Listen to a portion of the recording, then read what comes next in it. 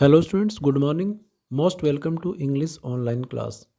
Student, today we are going to study about the next lesson, that is glimpses of the past.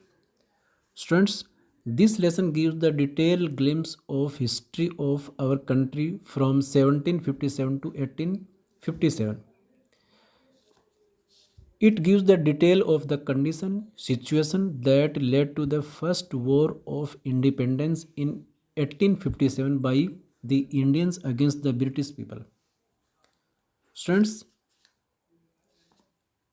the lesson also describes how the East India Company subdued the Indian princes one by one with the help of their superior weapons.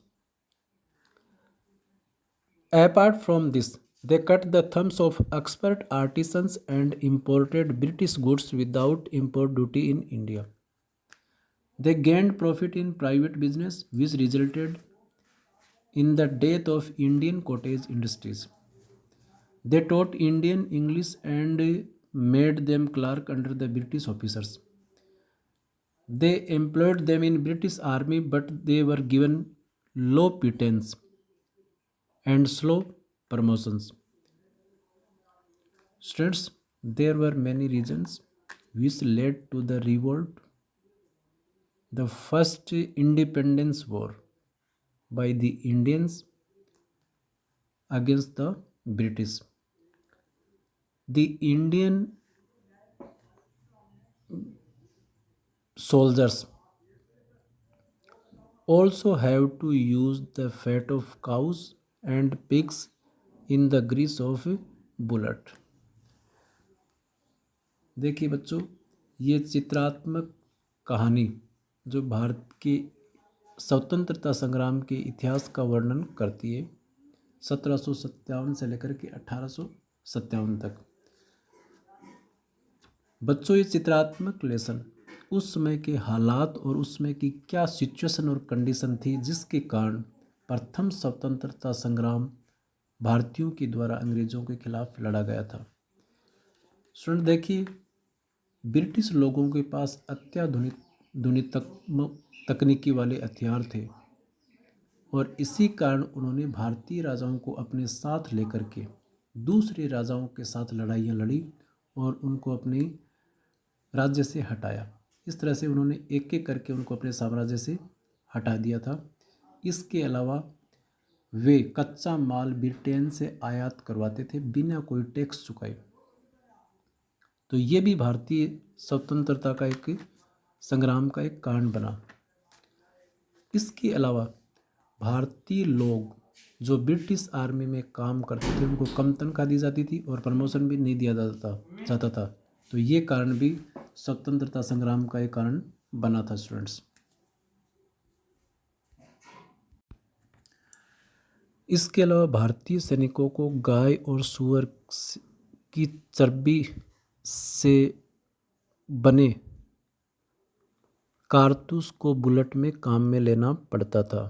तो ये बहुत सारे कारण थे जिसके कारण भारतीय अंग्रेज़ों से नाराज़ थे और इन्हीं कारणों की वजह से भारतीय लोगों के द्वारा प्रथम स्वतंत्रता संग्राम या प्रथम स्वतंत्रता का युद्ध लड़ा गया था। Let's start now students. Glimpse of the past. Before you read, here are some pictorial glimpse of the history of our country from 1757 to 1857. These pictures and speech bubbles will help clarify your understanding of the condition that lead to the event known as the First War of Independence in 1857. देखिए students, ये जो चित्रात्मक जो झलकियाँ हैं वो हमारे भारतीय इतिहास की 1757 से 1857 तक की कहानी है। बच्चों, ये पिक्चर्स और कुछ स्पीच बबल हैं वो हमें समझने में मदद करेंगे कि वो क्या हालात थे जिसके कारण 1857 का प्रथम स्वतंत्रता संग्राम या प्रथम स्वतंत्रता का युद्ध लड़ा गया था। स्टूडेंट्स, द मार्टियर्स, शहीद लोग। At a function in Delhi o my countrymen, let your eyes fill with tears as you recall the sacrifice of India's martyrs. बच्चों, स्वतंत्रता के बाद का एक दृश्य दिल्ली के एक फंक्शन में लता मंगेशकर के द्वारा शहीदों की याद में एक गीत गाया गया कि हे मेरे वतन के लोगों, ज़रा आँख में भर लो पानी, जो शहीद हुए उनकी ज़रा याद करो कुर्बानी। Now next picture, picture number second, the company's conquest. East India Company की जीत 1757 टू 1849, 1757 से 1849 तक। With its superior weapon the British East India Company was extending its power in 18th century. देखिए, ब्रिटिश ईस्ट इंडिया कंपनी के पास नई तकनीकी हथियार थे और इन्हीं सुपीरियर वेपन की वजह से ब्रिटिश ईस्ट इंडिया कंपनी है वो भारत में अपना साम्राज्य बढ़ा रही थी। 18वीं शताब्दी में देखिए, सन 1765 में देखिए क्या हालात थे, आप देख रहे हैं मैप में येलो कलर में, यानी ऑलमोस्ट पूरे भारत में भारतीय राजाओं का शासन था और कुछ पार्ट जैसे रेड कलर पार्ट आप देख रहे हैं, इस पार्ट में केवल अंग्रेज़ों का शासन था, ईस्ट इंडिया कंपनी का। लेकिन धीरे धीरे आते आते पूरे भारत पर ये काबिज हो जाते हैं। इसके बाद में देखते हैं students next,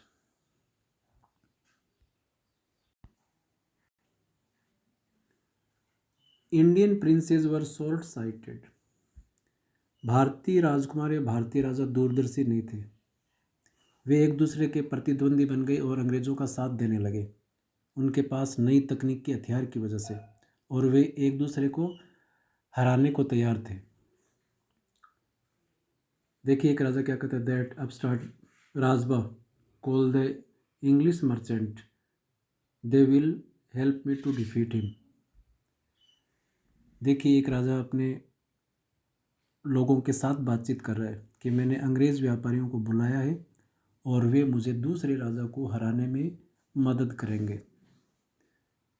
next, the people had no peace due to such constant fighting. बच्चों, इस तरह की आम राजाओं की आपसी लड़ाई के कारण लोगों में अशांति थी, यानी शांति नहीं थी, हर जगह लड़ाई का ही माहौल था, भय का माहौल था। Next now, the rivalries help the East India company and could easily subdue Indian princes one by one. भारतीय राजाओं के आपसी दुश्मनियों ने ईस्ट इंडिया कंपनी के लोगों को, भारतीय राजाओं को उनके पद से हटाने में मदद की और इस तरह से भारतीय राजाओं को एक एक करके उनको हटा दिया गया अपने अपने राज्य से, या उनका साम्राज्य छीन लिया गया था।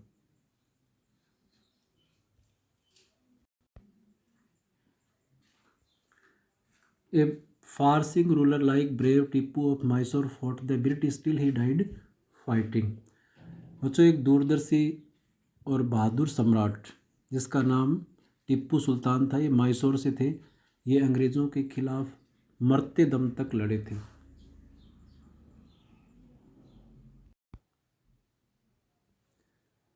How did Indian react to these conquest. अंग्रेज़ों की इस जीत पर भारतीय राजाओं की क्या प्रतिक्रिया है, आइए जानते हैं। Thank God there is peace in the country now, no more wars and no looting by thugs. वे भगवान को धन्यवाद देते हैं अंग्रेज़ों की इस तरह की जीत के लिए। वो ये कहते हैं कि अब देश में शांति रहेगी, अब किसी भी ठग के द्वारा देश को लूटा नहीं जाएगा और युद्ध भी नहीं होंगे। It is God who sent the British, कि वो भगवान ही है जिन्होंने अंग्रेज लोगों को हमारे लिए भेजा है। Our destiny is linked with them, हमारा भाग्य है उनके साथ जुड़ा हुआ है। ऐसी बातें करते हैं भारतीय राजा एक दूसरे से। The white man has killed और डिथ्रोन्ड अवर किंग्स। इसके अलावा बताते हैं कि जो गोरे लोग हैं, जो सफ़ेद अंग्रेज़ लोग हैं, या तो उन्होंने हमें मार दिया या फिर भारतीय राजाओं को उन्होंने उनकी गद्दी से हटा दिया है, उनका साम्राज्य छीन लिया है। Some kings were not good but after all they were of this land. हालांकि कुछ राजा अच्छे नहीं थे, एक दूसरे से के खिलाफ थे, अंग्रेज़ों का साथ दिया, लेकिन वो हमारी भूमि के थे, हमारी इसी ज़मीन के थे, इसलिए हमें उनकी सेवा, हमें उनका साथ देना चाहिए। Now we have become slaves of foreigner. अब हम अंग्रेज़ों के ग़ुलाम हो गए, यानी अंग्रेज़ पूरे भारत पर काबिज हो चुके हैं। और अब वे कोई न कोई प्लानिंग बना रहे हैं कि अंग्रेज़ों को किस तरह से यहाँ से खदेड़ा जाए और कैसे उनके खिलाफ ये लड़ाई लड़ी जाए।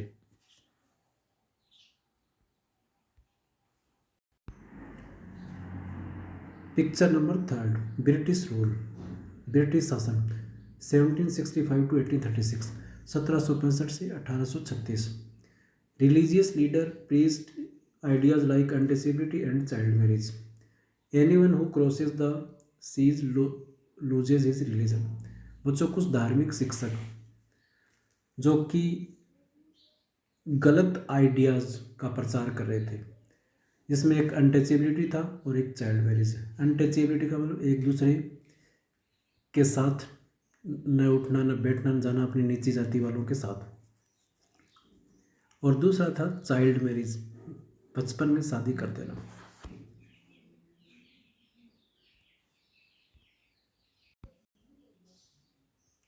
All the misery in the world is due to man. इस तरह से एक शिक्षक ने बताया कि सारे के सारे दुखों का कारण औरत है, इसलिए हमें औरत से नफरत करनी चाहिए, यानी गलत धार्मिक भावनाएं फैला रहे थे। नेक्स्ट,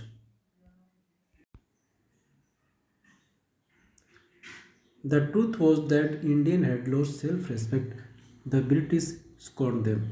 लेकिन सत्य बात तो ये थी कि भारतीय राजाओं ने अब अपना आत्मविश्वास खो दिया था, और इसके अलावा ब्रिटिश लोग अब उनसे अब जलने लगे थे, ईर्ष्या करने लगे थे।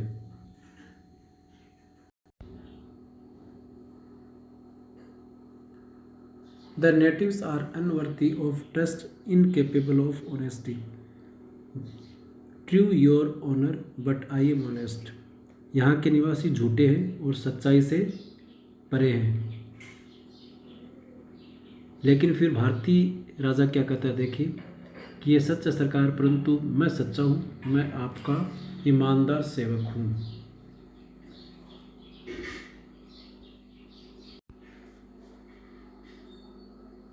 Being merchant, the British wanted quick profit. Their heavy tax forced farmer to abandon their fields.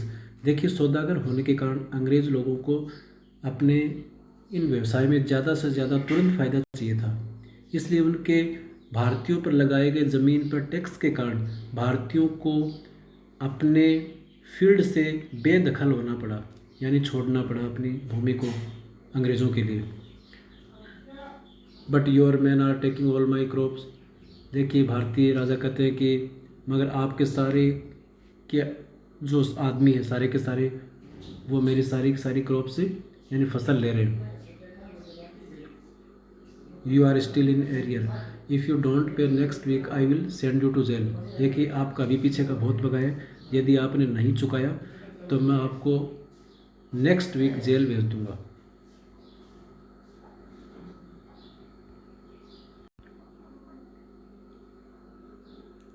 Still the British invented other method which gave them more profit. देखिए, अब ब्रिटिश लोग हैं वो ज़्यादा से ज़्यादा अपने मुनाफा कमाने के लिए नए से नए और ज़्यादा से ज़्यादा तरीके खोजने लगे। देखिए, आपस में बातचीत करते हैं British. The goods manufacture in England should not have any import duty when brought into India. देखिए, जो सामान इंग्लैंड में बना है, जिसको भारत में आयात किया जा रहा है, उसे बिना कोई टैक्स लगाए आयात किया जा रहा है। दूसरे जवाब देते हैं, एक गुड आइडिया, बहुत ही अच्छा विचार है। The East India Company's laws begin to cripple Indian industries. कि भारतीय ईस्ट इंडिया कंपनी के नियमों के कारण भारतीय उद्योग धंधे नष्ट होने शुरू हो गए। क्रिपल का मतलब वैसे अपंग होना है।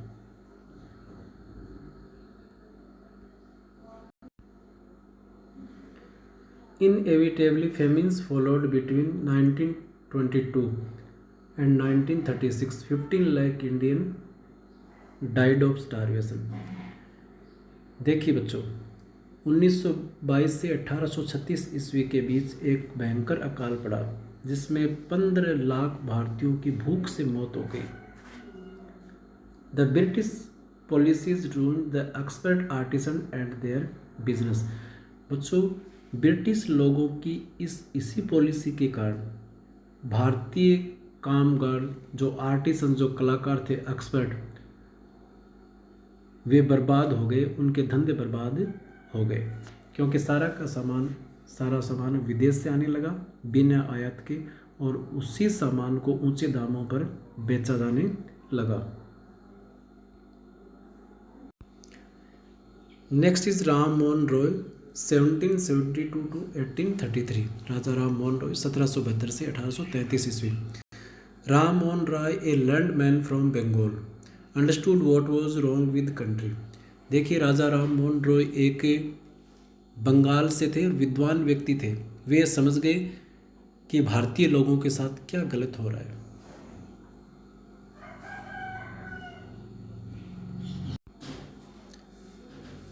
Let's not despise ourselves. Our ancient culture is great and we are capable of greater achievements. We must first reform our society. Superstition have been ruining us. हमें एक दूसरे की आलोचना नहीं करनी चाहिए। हमारी प्राचीन संस्कृति महान है और हम बड़े से बड़ा लक्ष्य प्राप्त कर सकते हैं। हमें सबसे पहले समाज को सुधारना चाहिए। ये जो अंधविश्वास है ये हमें बर्बाद कर रहा है, जैसे चाइल्ड मैरिज है, इसके अलावा अनटचेबिलिटी है, ये हमें बर्बाद कर रहा है। Next,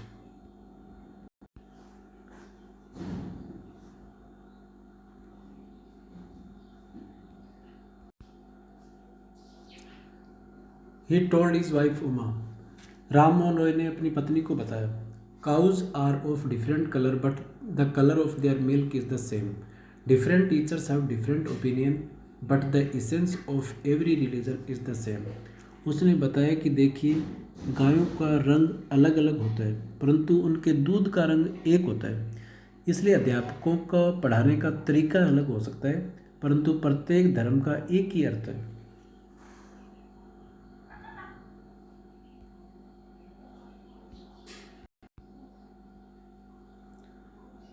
He was attracted by science and modern technology। Ram Mohan Roy science और विज्ञान जो है और उसकी जो नई आधुनिकतम तकनीक है उससे वो आकर्षित हुए। Knowledge should be practical and scientific. वे कहा करते थे कि नॉलेज हमेशा प्रयोगात्मक यानी प्रयोग पर आधारित होना चाहिए, सच्चा होना चाहिए एवं वैज्ञानिक होना चाहिए।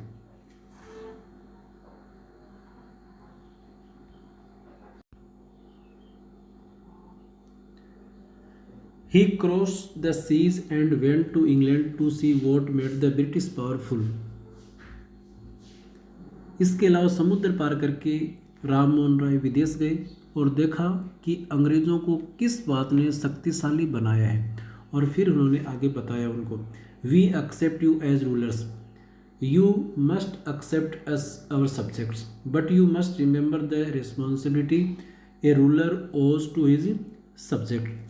उन्होंने उनको ये बताया कि हम आपको अपना शासक स्वीकार करते हैं और आपको हमें अपनी प्रजा मानना होगा परंतु आपको ये याद रखना होगा कि एक शासक का अपनी प्रजा का ध्यान रखना उसका दायित्व है या जिम्मेदारी है। बच्चों, नेक्स्ट रिमेनिंग पार्ट हम अगले वीडियो में या अगली क्लास में पढ़ेंगे। Thank you so very much for attending online class.